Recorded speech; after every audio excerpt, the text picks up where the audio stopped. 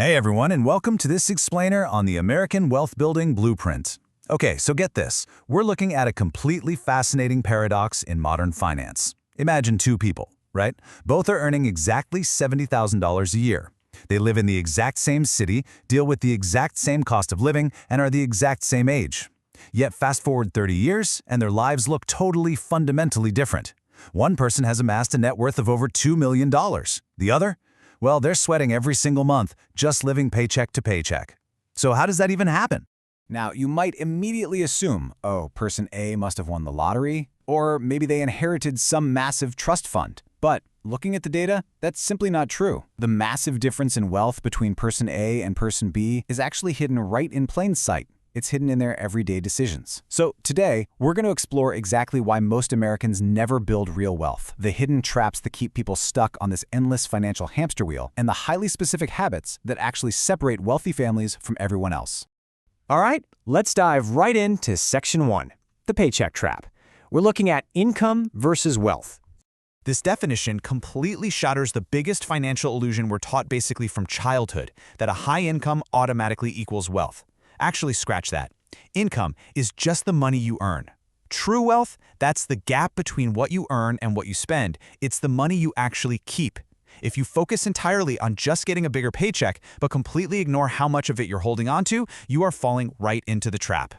Consider this crazy reality. Someone earning a $150,000 annual salary can still be completely 100% broke. Meanwhile, someone earning $60,000 can quietly get rich. Why? Well, it's because of a silent wealth killer called lifestyle inflation. Modern life constantly encourages us to spend every single dollar. You know how it goes. You get a raise at work, and suddenly you upgrade your apartment, your car payment goes up, your monthly subscriptions just kind of multiply. The paycheck gets bigger, sure, but your savings don't. Your expenses just rise up to swallow your new income whole. In actual wealth, it never appears. Moving on to Section 2, the consumer culture machine and the debt cycle. Buy more. Upgrade more, spend more. We live in literally one of the most powerful consumer economies in human history. Every single day you're bombarded with ads, right? A new phone, a nicer car, designer clothes, luxury vacations. And hey, these aren't just random suggestions. Companies spend billions of dollars studying human psychology just to trigger your emotions. They create this false sense of urgency, making you feel like you're somehow incomplete without the absolute latest product. We end up mistaking consumption for success. But remember, a luxury car or a giant house doesn't mean someone actually has wealth. A lot of times it just means they have a whole lot of debt. And that brings us to the ultimate dividing line between staying broke and getting rich. Look, debt itself isn't always inherently evil. If you're borrowing for value creation, like say a mortgage on a property or investing in a business, that can sometimes create real long-term value. But borrowing for consumption, using consumer debt to buy things that just quickly lose their value, that is going to quietly and systematically destroy your financial future. You just end up making payments for years on items that are practically worthless by the time you actually pay them off. $5,000. Let that number sink in for a second. Credit cards make spending incredibly painless in the moment, don't they? Buy now, pay later. But let's say you carry a simple $5,000 credit card balance at a typical high interest rate. That balance is going to redirect thousands of dollars from your future right into the pockets of lenders. That's money that could have been invested, money that could have been generating your future wealth. Instead, it's just gone, swallowed whole by interest.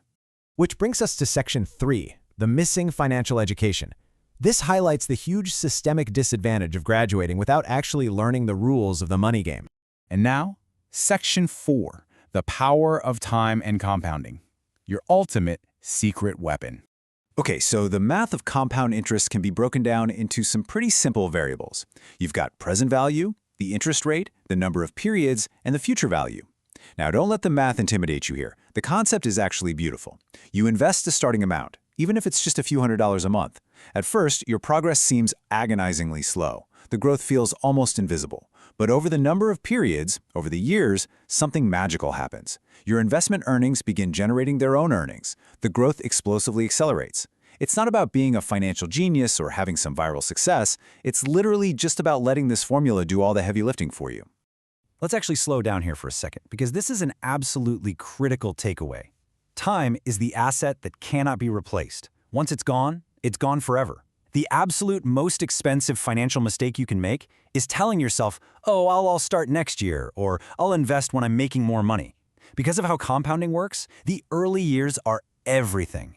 Even tiny amounts invested consistently right now will vastly outperform huge amounts invested a decade from now. Seriously, whatever you do not wait. Next up is Section 5, what wealthy people do differently. Wealthy individuals absolutely obsess over these 5 core principles. 1. They relentlessly spend less than they earn, maintaining that critical gap we talked about earlier.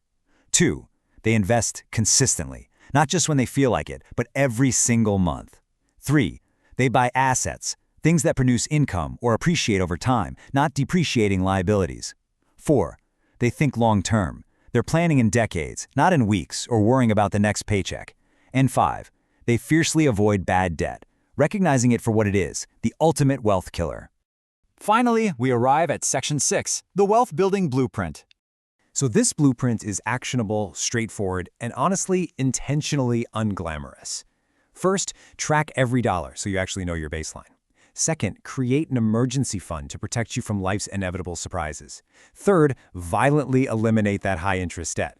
Fourth, start investing regularly, no matter how small the amount. Fifth, actively work to increase your skills and your income, but remember to keep those expenses flat.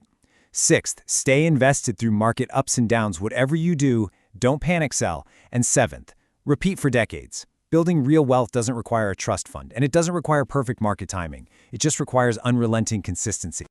So, we've broken down the trap of lifestyle inflation, the illusion of consumer culture, and the boring but completely magical math of compounding. You now have the blueprint. The system is designed to keep you spending and in debt, but understanding the rules of the game is the very first step to winning it. It really just comes down to your discipline, your patience, and your time. So, I'll leave you with this final critical question to ask yourself. Will you continue to follow the crowd right back into the paycheck trap, or will you break the cycle and start building your wealth today?